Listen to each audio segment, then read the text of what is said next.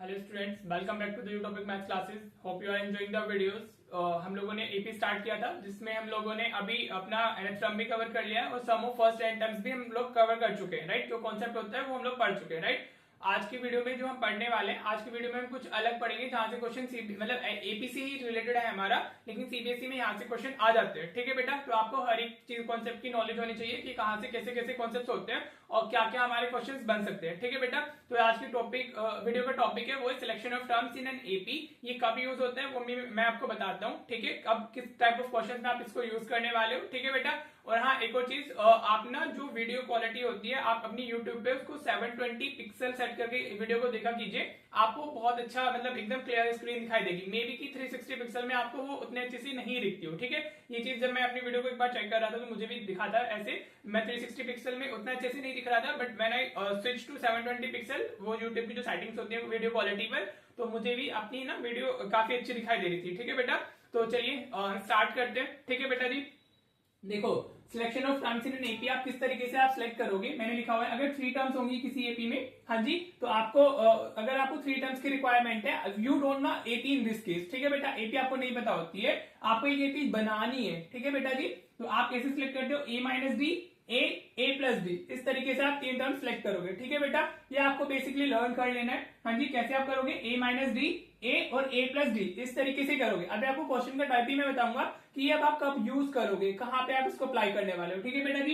If you need to select 4 terms, हाँ जी, तो 4 टर्म्स में हम कैसे जाएंगे, हमारा होगा ए माइनस 3डी, ए माइनस डी, ए प्लस डी, ए प्लस 3डी, right. If you closely observe the terms, हाँ जी, तो यू कैन सी जो अगर हम इन तीनों को ऐड करते हैं तो हमारा डी से डी कैंसिल हो जाएगा और हमें ए की वैल्यू मिल जाएगी, हाँ जी, ठीक है। ऐसी अगर हम इधर देखें तो जो डी वाली टर्म्स है वो पॉजिटिव नेगेटिव में खत्म हो जाएंगी, ठीक है। तो आप जो ये क्वेश्चन यूज करोगे वो आप तब यूज करना है अगर आपको 3 टर्म्स का सम गिवन है या 4 टर्म्स का आपको सम गिवन है, ठीक है बेटा जी। तब हम यूज करते हैं। तो यहाँ से डी खत्म हो जाता है and we get the value of a. फिर एक कंडीशन दी जाती है क्वेश्चन में, जहां से आप डी फाइंड करते हो and then you can find the numbers, ठीक है। ए और डी ये फर्स्ट टर्म और हमारा कॉमन डिफरेंस नहीं है, समझ आ रहा है। इन दिस केस ए और D are not the first term and the common difference. इसमें जो फर्स्ट टर्म है ये वो ए माइनस डी है। Are you getting, maybe आप इसको सब्ट्रैक्ट कर रहे हो तो आपको डी मिल रहा होगा कॉमन डिफरेंस, लेकिन वो एक्चुअल में ए और डी नहीं होते हैं, ठीक है बेटा जी। चलो, अब अगर 5 टर्म्स आपको सिलेक्ट करनी है, वैसे सीबीएसई में से 4 टर्म्स तक का क्वेश्चन पूछा गया है, इधर 5 टर्म्स के लिए नहीं आया है, बट आप सिर्फ देख लीजिए। ये आ जाएगा ए माइनस 2डी, ए माइनस डी, ए प्लस डी, ए प्लस 2डी, ठीक है जी, हाँ जी। अगर आपको 6 टर्म जानी है तो आप ए माइनस 5डी, ए माइनस 3डी, मतलब ऐसे इसमें जो 5 टर्म्स है तो हमारे ये 7 टर्म्स है। और टर्म्स लेनी होती है तो इवन मल्टीपल्स आते हैं, अगर हमें इवन टर्म्स लेनी होती है तो ऑड मल्टीपल्स, ठीक है बेटा। होपफुली क्लियर हो गया होगा। अभी सीबीएसई में सिर्फ 3 टर्म्स के लिए आया है या फिर 4 टर्म्स के लिए आया है, राइट बेटा। तो चलो अब क्वेश्चन देखते हैं कि इसको हम अप्लाई कैसे करते हैं। चलिए क्वेश्चन देखते हैं, ठीक है। देखो बेटा, ये मैंने एग्जाम्पल का क्वेश्चन लिया है। सीबीएसई में जो स्टैट से क्वेश्चन पूछा गया था वो I give you in the practice questions, video के एंड में जो मिलेंगे आपको, ठीक है। तो अभी हम देखते हैं इसको करना कैसे है, राइट। तो जहां भी आपको अगर इस तरीके से सम दिया हो, the sum, if you have the sum of first 3 terms या आपको सम ऑफ फर्स्ट 4 टर्म्स दिया हुआ है, राइट, तब हमें सिलेक्शन ऑफ टर्म्स वाले कॉन्सेप्ट में जाना होता है। या तो 3 टर्म्स का सम दिया होगा आपके अवेलेबल होगा आपको, या फिर आपको 4 टर्म्स का दिया होगा, ठीक है जी बेटा। तो आपको समझ जाना है, then you have to select the terms और फिर आप उसके अकॉर्डिंग जाएंगे, हाँ जी। हमें सम ऑफ फर्स्ट 3 टर्म्स दिया हुआ है, तो means we need to select 3 terms. क्या दिया हुआ है, इस 33, हाँ जी बेटा। और साथ में कंडीशन दी हुई है, if the product of first and third मतलब if the product of first and third term exceeds the second term by 29 find the AP. Mean जो फर्स्ट और सेकंड थर्ड टर्म का प्रोडक्ट है वो सेकंड टर्म से 29 ज्यादा है, right बेटा। होपफुली क्वेश्चन क्लियर हुआ होगा। चलिए करना कैसे वो देखते हैं, हाँ जी। तो हम सबसे पहले लिखेंगे लाइक 3 टर्म्स बी, हाँ जी। हम क्या लिख देंगे, like 3 terms B, A minus D, A and A plus D, हाँ जी बेटा। यही लिखना है हमें। 3 टर्म्स होती है, आई जस्ट टोल्ड यू, तो ए माइनस डी, ए प्लस डी होता है, राइट। अभी हमें इनका जो सम है वो गिवन है। सम कितना गिवन है, सम इज 33, दिस इज गिवन,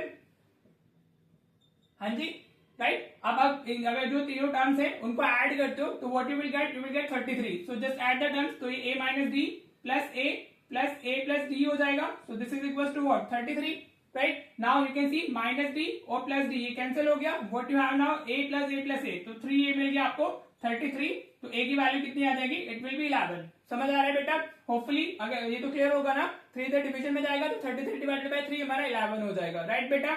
चलो अब देखो ए की वैल्यू तो मिल गई, हमें बताना क्या है, हमें बताना है फाइंड द एपी हमने बतानी है। हाँ जी, तो हमें ये तीनों टर्म्स चाहिए बेसिकली, ठीक है जी। तो हमारी एपी हमें मिल जाएगी, राइट। तो अभी उसके लिए हमें डी भी चाहिए होगा, राइट। तो ए तो हमेशा आपको ऐसे सम गिवन होगा वहां से मिल जाएगा, और जो डी होता है उस कंडीशन से मिलता है, राइट। अब अगर हम लिखते हैं अकॉर्डिंग टू क्वेश्चन, हमें क्या दिया हुआ है, product of first and third term. तो फर्स्ट टर्म हमारी ये होती है और थर्ड ये होती है, इसको ऑर्डर में लिखिएगा, need not to switch the values, ठीक है।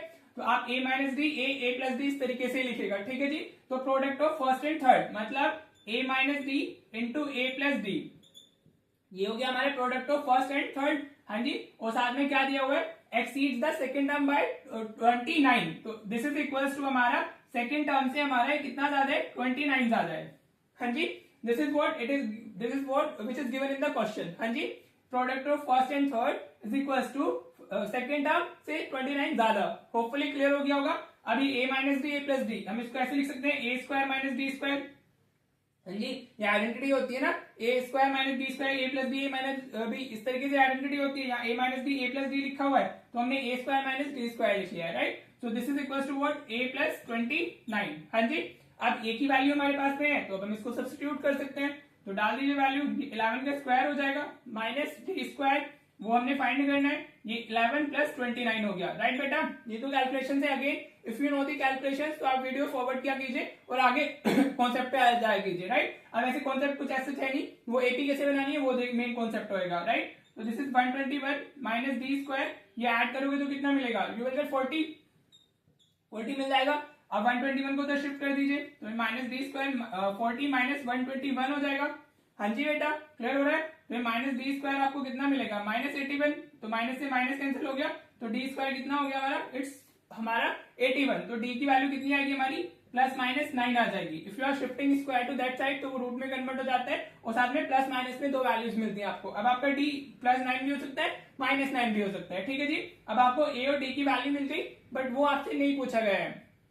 आपसे जो पूछा गया है, आपसे पूछा गया है कि आपको एपी बतानी है, you need to find the AP. हाँ जी, समझ आ रहा है। अब आप ऐसे में शुरू हो जाइएगा कि ए हमारा 11 है और हमारा डी इज 9, तो हम इस तरीके से लिखना चालू कर देंगे, 11 और 20 29 इस तरीके से। This will not be your answer. हाँ जी, समझ आ रहा है। मैंने बोला था ए और डी यहाँ पर फर्स्ट टर्म हमारा या कॉमन डिफरेंस हमारा नहीं है, मे बी कि डी एक्ट करे एज अ कॉमन डिफरेंस, लेकिन ए तो हमारी 11 नहीं है, फर्स्ट टर्म नहीं है, तो this will not be your answer. हाँ जी, तो अब हमारा आंसर क्या होगा, हम अपने टर्म्स फाइंड करेंगे। हाँ जी, तो व्हेन हम लेते हैं when a is equal to 11 और d इज इक्वल टू हमारा प्लस 9 ले लेते हैं पहले। हाँ जी, हमने क्या लिया, a 11 और d 9। तो हमारी जो फर्स्ट टर्म है वो क्या होगी, first term is equal to what हमारा, this is a minus d. हाँ जी, तो ये क्या हो जाएगा 11 माइनस 9, तो वो कितनी होगी, 2 होगी। हाँ जी, समझ में आ रहा है, होपफुली क्लियर होगा। सेकेंड टर्म क्या है हमारी, second term is basically a, तो वो तो 11 ही हो जाएगी। हाँ जी, वो तो ए ही है ना, तो 11 हो जाएगी। और थर्ड टर्म हमारी क्या होगी, third term will be what, it will be हमारा ए प्लस डी। तो ये कितना हो गया 11 प्लस 9, तो ये कितनी हो जाएगी 20 हो जाएगी। ठीक है बेटा, तो हमारी एपी क्या आ जाएगी, एपी इज हमारा first term is what, it's 2, 11, 20 and so on. ठीक है बेटा, this will be your answer. हाँ जी, समझ आ गया, क्लियर हुआ, 2, 11, 20, राइट। क्लियर हो रहा है बेटा, होपफुली समझ आ गया होगा।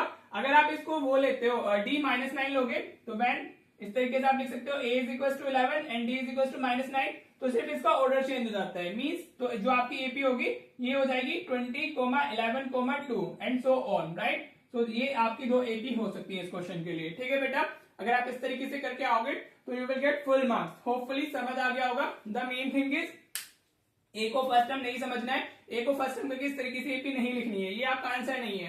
ए हमारा फर्स्ट टर्म नहीं है, फर्स्ट टर्म हमारी ए माइनस डी है, तो इस तरीके से आप फाइंड करेंगे and you will get the full marks. Hopefully clear हो गया होगा। चलिए 4 टर्म्स के लिए भी देखते हैं कि 4 टर्म से कैसे पूछा गया था, राइट। चलिए देख लेते हैं वो क्वेश्चन भी।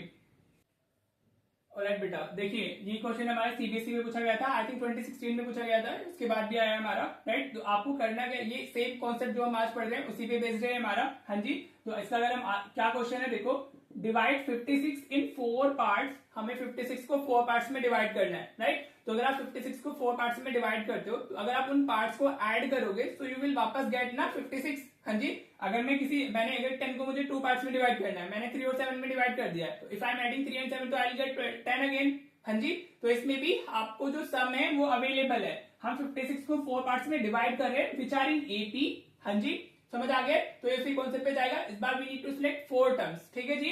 और अगर हम उनको ऐड करेंगे तो विल गेट द 56, क्योंकि हम 56 को डिवाइड कर रहे हैं। समझ आया बेटा? हाँ जी, such that the ratio of their extremes to the product of their means ratio of the product of their, ये आएगा बेटा,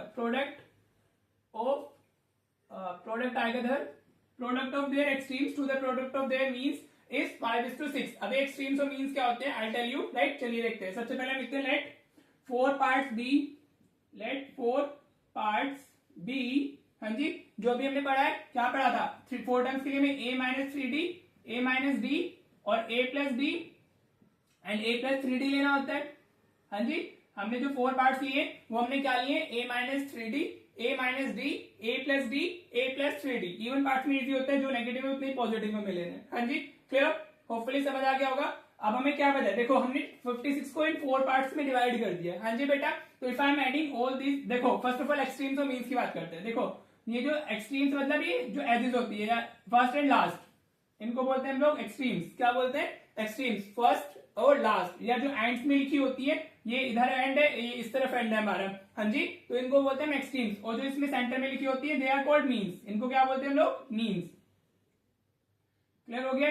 ये मीन्स मतलब सेंटर में आ रही है और वो एजेस पर है हमारी, एंड्स पर लिखी हुई है, राइट। होपफुली क्लियर हो गया होगा। चलिए, अगर हमने अब 56 को हमने इस 4 पार्ट्स में डिवाइड किया है, तो अगर हम उसको ऐड करते हैं तो वापस हमें 56 मिलेगा ना। तो हमें क्या गिवन है, a minus 3d plus a minus d plus a plus d plus a plus 3d। ये कितना हो गया हमारा? 56 हो गया। हाँ जी बेटा, क्योंकि हमने 56 को तो डिवाइड किया है, तो if we are adding all the parts will get 56। हाँ जी, समझ आ रहा है बेटा? चलिए जी, माइनस 3d से plus 3d cancel, minus d से d, हमेशा ही कैंसिल ही होएगा। सब आपको जब पता है तभी आप इस सिलेक्शन ऑफ टर्म्स वाला कॉन्सेप्ट अप्लाई करेंगे, otherwise you will not be applying this concept, ठीक है जी। अब a plus a plus a plus a, तो ये कितना हो गया? 4a हो गया, is equal to what? 56।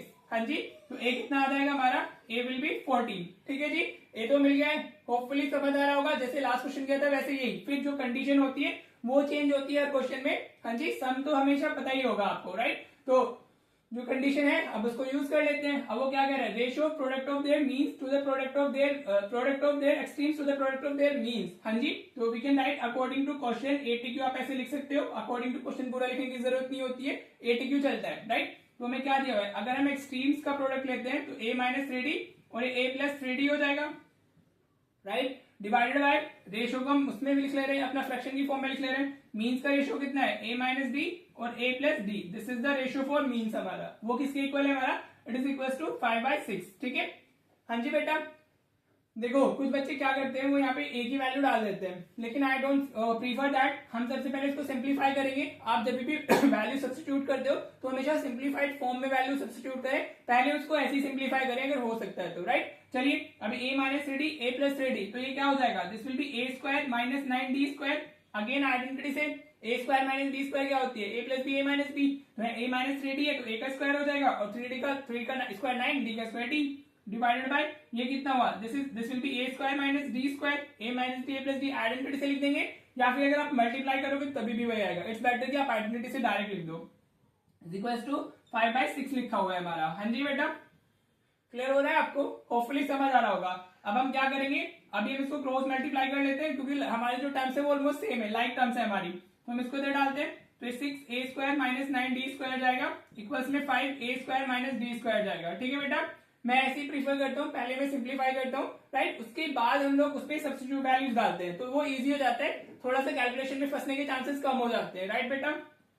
Now multiply inside, 6a square हो जाएगा, ये माइनस 54d स्क्वायर होगा। हाँ जी, इक्वल्स में हमारा कितना जाएगा, 5a स्क्वायर और माइनस 5d स्क्वायर हो जाएगा, राइट जी। हाँ जी, अब a स्क्वायर को वन साइड और d स्क्वायर को वन साइड, तो ये 6a स्क्वायर इधर पॉजिटिव है, ये 5a स्क्वायर इधर शिफ्ट होएगा, तो ये माइनस 5a स्क्वायर हो जाएगा, ये 54d स्क्वायर तरफ जाएगा, तो ये प्लस 54d स्क्वायर हो जाएगा। और यहाँ पे हमारा क्या लिखा हुआ है, माइनस 5d स्क्वायर लिखा हुआ है, क्या लिखा हुआ है, माइनस 5d स्क्वायर लिखा हुआ है, राइट बेटा। क्लियर हो रहा है आपको, ये नहीं हो रहा है। हाँ जी, अब ये कितना हुआ, 6a square minus 5a square, तो this will be a square is equal to 49d square हो जाएगा। हाँ जी, समझ आ रहा है, होपफुली क्लियर हो रहा होगा आपको। तो अब आप देखिए ये क्या हो जाएगा हमारा, अगर हम स्क्वायर शिफ्ट कर ले या कर ले, we can write this as A, we can write it A equals to 70। क्या लिख सकते हैं हम लोग, ए इज इक्वल्स टू 70 लिखा जा सकता है। हाँ जी, समझ आ रहा है, नहीं आ रहा है, होपफुली क्लियर हो रहा होगा, क्योंकि दोनों का स्क्वायर है ना। अगर नहीं आए तो आप इसको ऐसे लिख सकते हो, अभी जब ए की वैल्यू डाल देना तो भी आपका चल जाएगा, ए की वैल्यू 49 तो स्क्वायर डालोगे तो भी क्लियर हो जाएगा। बाकी अगर आपको समझ आ गया, क्योंकि we can write this as ना ए स्क्वायर इक्वल्स टू 7d का होल स्क्वायर, 49 को 7 का स्क्वायर लिख सकते हैं, तो ए यहां से क्या आ जाएगा, 7d आ जाएगा। हाँ जी बेटा, ठीक है, होपफुली समझ आ रहा होगा। नाउ वी हैव ए की वैल्यू, द ए की वैल्यू हमारी कितनी आई थी, 14, तो 14 इज इक्वल्स टू 7d, तो d हमारा कितना आ जाएगा, d will be equals to 2। हाँ जी, बट ए और डी हमारे आंसर नहीं होते। अब देखो इसमें उसने बोले डिवाइड 56 इन 4 पार्ट्स, ठीक है, सिर्फ हमें जो आंसर लिखना है। अभी जो लास्ट क्वेश्चन हमने किया था उसमें हमें एपी पूछी गई थी, तो हमने जो अपना आंसर लिखा था वो हमने ऐसे डॉट डॉट डॉट डॉट करके लिखा था, like 2, 11, 20 and dot dot dot. अगर एपी पूछी जाती है तो डॉट डॉट आप करके लिख देंगे, क्योंकि वो एपी को रिप्रेजेंट कर रहा है, राइट बेटा। और अगर यहाँ पे तो सिर्फ हमें 4 पार्ट्स में ही डिवाइड करना है, तो हमारे सिर्फ 4 पार्ट्स आंसर होंगे। चलिए अब हम इसमें देखते हैं फर्स्ट पार्ट हमारा क्या हो जाएगा। अगर हम फर्स्ट पार्ट की बात करते हैं तो हमारा what is that, a minus 3d, तो a minus 3d, value of a is what 14 और minus value of d is 2, तो 14 माइनस 3 कितना आ गया हमारा, 14 माइनस 6 8 आ गया। हाँ जी बेटा, फर्स्ट पार्ट आ गया। सेकंड पार्ट क्या होगा हमारा, सेकंड पार्ट हमारा इज a माइनस d, तो ये 14 माइनस 2 ही हो जाएगा, तो 14 माइनस 2 इज व्हाट 12 आ गया। हाँ जी, थर्ड पार्ट क्या होगा हमारा, अब आप देख सकते हो, इसमें खुद से भी लिख सकते हो। थर्ड पार्ट हमारा a प्लस डी है, तो this will be what 14 plus 2, तो ये 16 हो जाएगा। हाँ जी, नाउ यू कैन सी जो 8, 12, 16 इस तरीके से हमारा जा रहा है, तो next will be what, next will be हमारा 20, तो फोर्थ पार्ट विल बी हमारा वो होगा हमारा a प्लस 3d, तो हमारा ये हो जाएगा 14 प्लस 6, तो ये हमारा 20 आ जाएगा। तो हमारा 4 पार्ट्स आप इस तरीके से लिखोगे, 4 पार्ट्स आर, इस तरीके से वर्ड्स में लिखना जरूरी होता है, 4 पार्ट्स आर हमारा क्या क्या हो जाएंगे, 8, 12, 16 and 20, so this will be your answer। हाँ जी बेटा, अगर आप इस तरीके से लिखते हो तो you will get the full marks, और ये इजीली 3 मार्क्स में या 5 मार्क्स में पूछे जाने वाला क्वेश्चन है। हाँ जी, होपफुली आपको क्लियर हो गया होगा, राइट। अभी इसमें मैं आपको जो क्वेश्चन देता हूँ बाद में प्रैक्टिस के लिए, वो आप जरूर प्रैक्टिस कर लीजिएगा, ठीक है बेटा, तो ताकि आपको अच्छे से क्लियर हो सके, ठीक है जी। तो ये कॉन्सेप्ट आपको होपफुली समझ आ गया होगा, and it is very very very important, ठीक है जी बेटा। तो चलिए ठीक है, इस वीडियो को फिर इतने लिखते हैं, वरना फिर वीडियो काफी लेंथी हो जाती है, देखने का मन नहीं करता है, right. And if you are comfortable with the long videos, मतलब हाफ एन आवर या उससे ज्यादा, तो प्लीज डू कमेंट, ताकि मैं अभी लाइक एक ही वीडियो में खत्म कर दूं चीजों को, ज्यादा लंबा हम ज्यादा वीडियोस ना होए। और if you are okay with short videos and more videos, तो वो भी चलेगा, ठीक है जी। तो hopefully you are enjoying the videos and channel also, and if you are liking the channel तो please do like, share and subscribe the channel, ठीक है बेटा। चलो फिर मिलते हैं नेक्स्ट वीडियो में। अभी जो क्वेश्चन मिलने वाले हैं उनको प्रैक्टिस कर लीजिएगा, ठीक है जी। तो ठीक है, मिलते हैं फिर next. Thank you so much for watching the video.